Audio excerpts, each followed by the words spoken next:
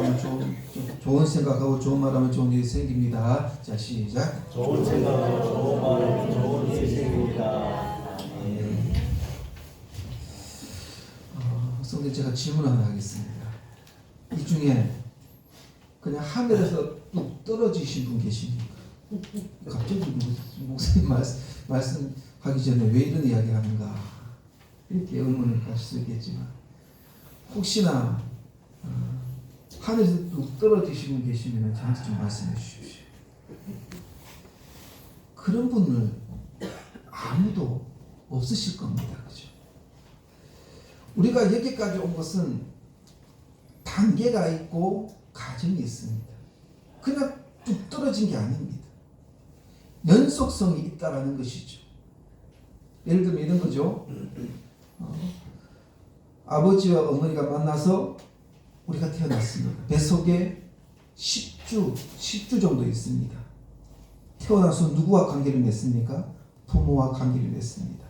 그리고 더 나가서 학교에서 친구들과 관계를 맺습니다. 사회에서는 같이 직원들끼리 관계를 맺습니다. 이런 단계가 있는 겁니다. 중간에 뭔가 조금 되는 것이 아닙니다. 연속성이 있다는 것이죠. 복음도 마찬가지입니다. 복음이 바로 하늘에 뚝 떨어진 것이 아닙니다. 세상에 자연의 법칙이 있듯이 영적인 법칙도 있는 겁니다. 이 복음도 마찬가지입니다. 오늘 짧게 복음에 대해서 이야기를 제가 나누려고 하는데요. 성도님들, 이 복음 이 5가지만 다 알고 계시면은 복음은 끝나는 것입니다. 다 아는 것입니다. 만약에 이 복음 이 5가지 중에 한 개만 빠져도 이단입니다. 이 5가지가 뭐냐면, 자, 잘 들어보십시오. 첫 번째는 탄생입니다. 예수님 탄생. 그 예수님 탄생하고 나서 뭐 하셨습니까? 고난 당하셨죠. 죽으셨죠. 고난입니다. 그 다음에 뭐 하셨습니까? 부활하셨죠. 그 다음에는요, 승천하셨죠. 이 4가지는 이루어졌어요. 그죠? 마지막에는 아직까지 이루어지지 않았지만 반드시 이루어진다고 믿고 이야기하고 있는 겁니다. 마지막은 무엇입니까? 재림입니다. 재림. 5가지입니다. 이게 바로 복음이죠. 이 중에 한 개라도 빠지면 절대 안 됩니다. 말이 안 되잖아요. 한 개 빠지면. 이것이 바로 복음입니다. 복음. 이 5가지. 오늘 이 히브리서 지금 다 읽지 않았지만 오늘 본문이 오늘 3군데가 있습니다. 이 3군데 안에 이 복음 5가지가 이 단계가 그대로 그 내용이 적혀져 있습니다. 자, 한번 살펴볼까요? 먼저 이 살피기 전에 먼저 예수님이 누구신가 대해서 짧게 우리 성도 아시겠지만 한번 짧게 한번 말씀드리겠습니다. 히브리서 1장 2절을 보십시오. 오늘 본문을 보면 이 모든 날 마지막에는 누구를 통하여? 아들을 통하여 우리에게 말씀하셨다. 그 이 아들을 만유의 상속자로 세우시고 그로 말미암아 모든 세계를 어떻게 하셨다? 지으셨다라고 이야기하죠. 자, 3절. 이는 하나님의 영광의 강제시요 그 본체의 형상이시니라.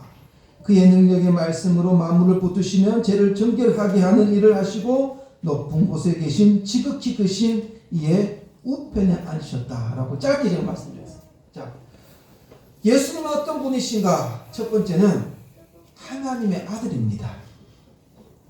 두 번째는 이 세상을 지으신 창조자이십니다. 세 번째는 하나님의 나오죠. 오늘 그 3절에 나오죠. 하나님의 본체의 형상이다. 이 본체라는 것은 실체라는 말이에요. 실체. 예수님도 하나님이시라는 거예요. 이건 나중에 이 교리는 나중에 한번 제가 한번 삼위일체 말씀 때 한번 말씀. 하나님의 실체. 그렇잖아요. 예수님이 이 땅에 오셨을 때 뭐라고 합니까? 하나님을 보여달라. 이렇게 이야기했습니다. 너는 아직까지 모르느냐? 너가 나를 본 것이 하나님이다. 라고 하는 게 예수님이 말씀하시잖아요. 어쨌든, 뭐라고요? 첫 번째는 뭡니까? 첫 번째는 하나님의 아들입니다.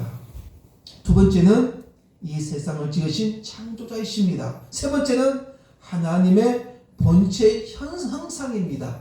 이 세 가지가 예수님이라는 겁니다. 예수님이 누구신가라는 것입니다. 이게 답입니다. 그렇다면 예수님이 이 땅에서 무엇을 하셨느냐 이겁니다. 자, 우리서 2장을 한번 볼까요? 2장에 보면 9절에 한번 볼게요. 9절에 보면은 오직 우리가 천사들보다 잠시 동안 못하게 하심을 입은 자. 자, 천사들보다 잠시 동안 못하게 하심을 입은 자. 자, 14절을 보겠습니다.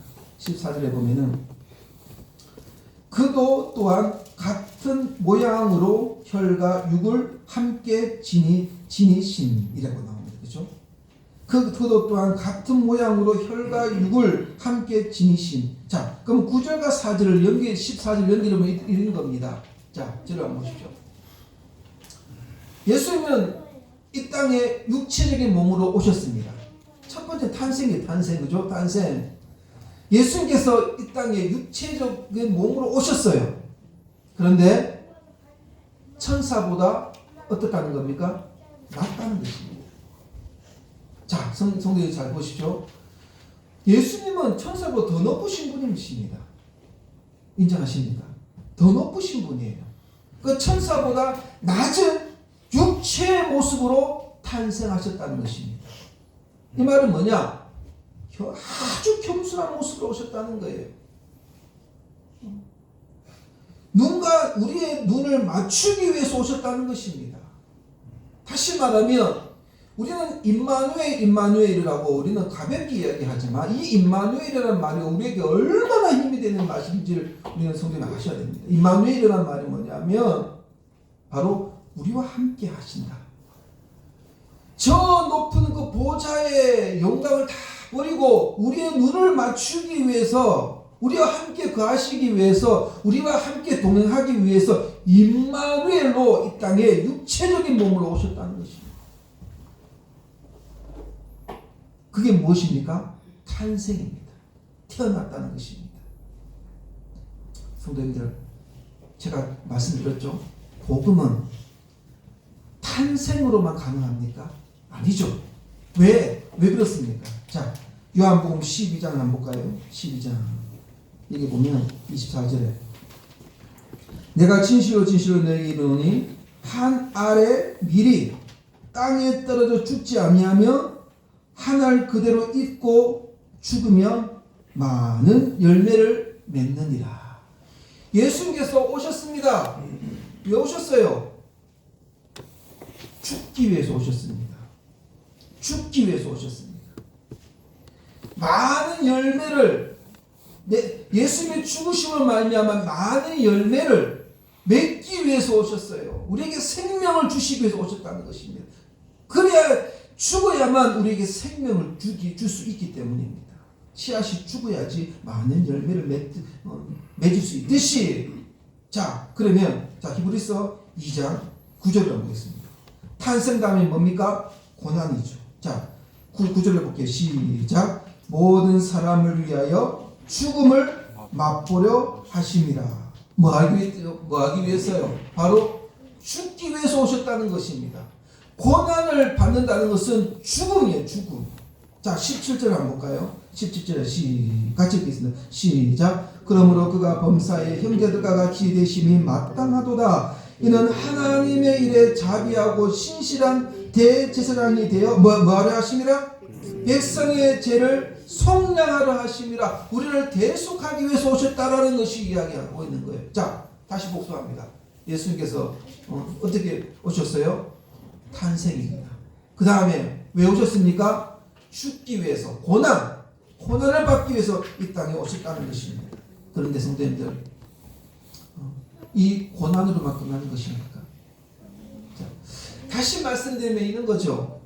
제가 앞에 있는 내용을 다시 반복하겠습니다. 예수님은 하나님의 아들이시요, 이 세상을 창조하시는 분이시요, 그리고 하나님의 본체 현상이시요, 그분이 육체의 몸으로 오셨고 우리를 위해서 고난을 받고 죽기 위해서 오셨다, 이겁니다. 한마디로 이야기합니다. 그런데 성도님들, 이 고난으로만 복음이 가능합니까? 아니죠. 자, 17절을 한번 볼게요. 히브리서 2장 17절. 자, 같이 읽어볼까요? 시작. 그리스도께서 다시 살아나신 일이 없으며 내 믿음도 헛되고 내가 여전히 제 가운데 있을 것이요. 자, 주님 이 고난만 받고 끝나면 우리는 어떻게 됩니까? 성경 이야기하죠. 믿음도 헛되가는 겁니다. 예수님께서 그냥 고난을 받고 죽으면 다 헛되가는 거예요. 이게 그만 끝이면은 우리는 여기서 예배 드릴 수 없어요. 예수님을 믿을 수 없어요. 그런데 자, 히브리서 2장 14절을 한번 볼까요? 자, 죽음을 통하여 죽음의 세력을 잡은 자, 곧 마귀를 멸하시니. 여기 보면 죽음을 통하여 죽음의 세력을 잡은 자, 곧 마귀를 멸하신다라고 이야기하죠. 멸하신다. 어떻게 멸하신다는 겁니까? 여기서 나올 수 있는 단어는, 말은 바로 부활입니다. 자, 사단은요, 예수님이 죽이면은 끝난 줄 알았어요. 예수님을 죽이면은 난 우리가 승리했다. 두 손 벅들고 있었던 거예요. 그런데 반전, 예수님이 살아났거든요. 마귀를 멸할 수 있다는 것은 바로 주님이 부활하셔야 한다는 거예요. 이것만이 이기는 것입니다.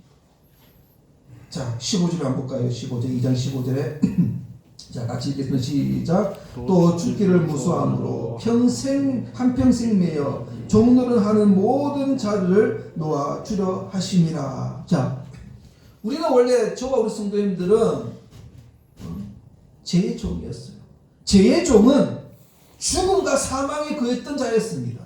전혀 희망이 없고 전혀 소망이 없는 자였다는 것이에요. 그런데 예수 그리스도께서 그 죽음을 이기심으로 말미암아 부활하심으로 말미암아 우리는 생명을 얻게 되었다는 것입니다. 그것을 이야기하고 있는 거예요. 로마서 4장 25절 한번 볼까요? 로마서 4장 25절에 보면은 자, 좀 구체적으로 더 이야기합니다. 예수는 우리가 범죄한 것 때문에 내줌이 되고 또한 우리를 의롭다 하시기 위하여 살아나셨느니라. 뭐 하기 위해서요? 우리를 의롭게 하기 위해서 살아났다는 것입니다. 의롭게 하기 위해서. 우리는 죄인이었어요. 죄인인데 불구하고 예수 그리스도의 그 죽으심을 말미암아 우리는 의로운 존재가 되었다는 것입니다. 우리의 능과 힘으로 되는 것이 아니에요. 성도님들, 부활로만 복음이 부활로만 가능합니까? 아닙니다. 자, 그 다음에 승천이 있습니다. 2장 9절입니다. 자, 영광과 존귀로 간을 쓰신 예수를 보니라고 이야기합니다. 예수님은 승천하셨습니다. 왜 승천하셨습니까? 예수님의 자리로 가셨습니다. 원래 예수님의 자리가 바로 오늘 제가 말씀드렸죠. 영광과 존귀로운 그곳이 바로 그 자리였습니다. 예수님의 자리였습니다. 예수님께서 왜 가셨습니까? 왜 승천하셨습니까? 성경에 보면 우리 위해서 기도를 하고 있다고 지금 말씀하고 계시죠. 우리를 위해서 기도하고 계시죠. 준비하고 계세요. 준비하고 계세요. 자, 우리 또 고린도전서 15장 8절을 한번 볼까요? 8절에 보면은 또한 그래서 안에서 잠자는 자도 망하였으리라 이렇게 갑니다. 여기 보면 망한다라는 말이 무슨 말입니까? 여기서 망한다는 것은 죽는다, 죽음을 의미합니다. 죽음. 예수 그리스도 안에 잠자는 자도 망한다. 죽음을 의미합니다. 죽음. 저와 여러분은 죽습니다. 죽고 나면은 우리는 우리의 육은 땅속에 묻힙니다. 영은 하나님과 함께합니다. 성도님들, 이게 완전한 부활은 아닙니다. 우리는 그것이 부활도 많은데 그것은 개인의 종말뿐이지요 완전한 부활은 아닙니다. 그렇다면 우리의 완전한 부활은 언제 이루어집니까? 예수님께서 부활하셨어요. 예수님이 부활하시다 우리도 부활했습니까? 우리는 아직 부활하지 않았습니다. 우리의 개인적인 종말은 있겠죠. 죽음은 있지만 요한계시록 이야기합니다. 우리가 진정으로 우리가 부활하는 날은 언제냐? 바로 예수님이 이 땅에 오셨을 때입니다. 재림했을 때입니다. 자, 히브리서 28장을 볼까요? 9장 28절에 여기 보면 구원에 이르게 하기 위하여 죄와 상관없이 자기를 바라는 자들에게 두 번째 나타나신다. 자, 첫 번째는 언제 나타났습니까? 첫 번째는 이 땅에 육체적인 몸으로 오셨습니다. 육체적인 몸으로 오셨습니다. 죄인의 모습으로 오셨습니다. 그런데 두 번째 나타날 때는 어떻게 오셨습니까? 왕으로 오십니다. 왕으로 오십니다. 우리가 통치하기 위해서 오십니다. 완전히 신분이 바뀌었죠. 우리도 신분이 바뀌어요. 완전히 지금도 바뀌었지만. 자, 고린도전서 15장 실감나게 이야기합니다. 고린도전서 15장 52절에 나팔 소리가 나매 죽은 자들이 썩지 아니할 것으로 다시 살아나고 우리도 변한다. 이렇게 이야기하고 있죠. 데살로니가전서 4장 16절 17절 한번 보겠습니다. 여기 보면 주께서 호령과 천사장의 소리와 하나님의 나팔 소리로 치니 하늘로부터 강림하시리니 그래서 안에서 죽은 자들이 먼저 일어나고 그 후에 우리 살아남은 자들도 그들과 함께 구름 속으로 끌려올려 공중에서 주를 영접하게 하시리니 그리하여 우리가 항상 주와 함께 있으리라. 이게 재림이에요. 성도님들, 자, 다시 한번 이야기하겠습니다. 예수님께서 오신 목적이 무엇입니까? 우리에게 복음을 주시기 위해서. 복음의 내용이 무엇입니까? 예수님의 탄생입니다. 예수님의 고난입니다. 예수님의 부활입니다. 예수님의 승천입니다. 예수님의 재림입니다. 하나님께서 이 어마어마한 우리에게 하나님의 구원의 계획을 이루어 놓으신 거예요. 아직까지 이루어지지 않았지만 재림은 반드시 주님은 오십니다. 오셔서 우리의 눈물을 닦아주십니다. 우리를 어루만져 주십니다. 우리는 지금 다시 오실 예수님을 기강에 살고 있어요. 그래서 우리는 예수님이 이 어마어마한 일을 우리에게 하신 거예요. 우리는 그것을 믿고 주님을 기다리는 겁니다. 마지막으로 제가 이야기를 하나 하고 마치겠습니다. 성도님들, 배 타시는 분들이 이런 질문을 많이 듣는다고 합니다. 배 타시는 분들, 간혹 배를 타고 갈 때에 태풍이 올 때가 있다고 해요. 태풍이 막 3m까지 막 태풍이 막 물이 올라가고 이렇대요. 그래서 모든 사람이 이렇게 하면 그럴 때 어떻게 합니까? 그렇게 태풍 심할 때에 어떻게 합니까? 그랬더니 그분이 하신 말씀이 내가 할 수 있는 것도 아무것도 없어요. 그때는 그냥 배만 꽉 붙잡고 있대요. 배만 꼭 붙잡고 있으면은 그 시간이 흘러가서 지나간다는 거예요. 근데 어떤 분이 배를 잡고 있는데 어떤 사람이 다리를 잡고 있는 거예요. 나라 내 다리 잡지 말고 배를 잡아라 이렇게 하면서 이야기했더래요. 배를 잡고 가는 겁니다. 그래야지 살 수가 있는 거예요. 물론 배를 흔들 수 있지만 성도님들, 우리가 예수님 오실 때까지 사람 잡지 말고 세상 잡지 말고 주님 잡고 갑시다. 재림될 때까지. 이게 바로 우리에게 주신 복음입니다. 기도하겠습니다. 하나님, 그렇습니다.